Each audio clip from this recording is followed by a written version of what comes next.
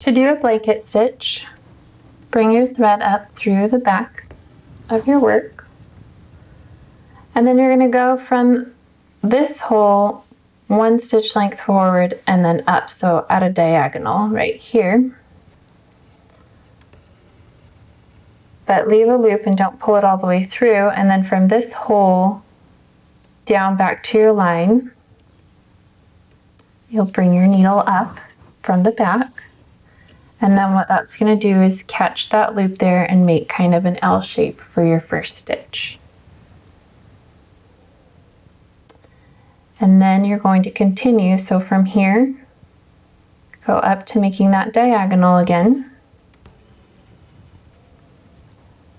Come down from that stitch, back down to your bottom line,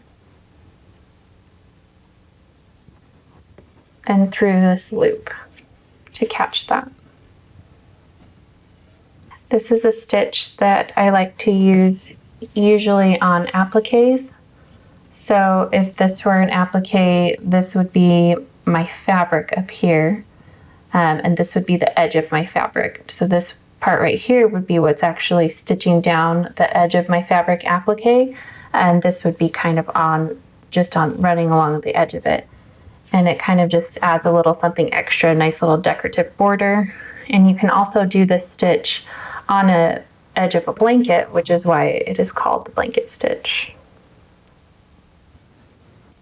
And then to end the blanket stitch, just do a tiny little stitch just shortly away from where your needle's coming up out of, just to secure that end right there.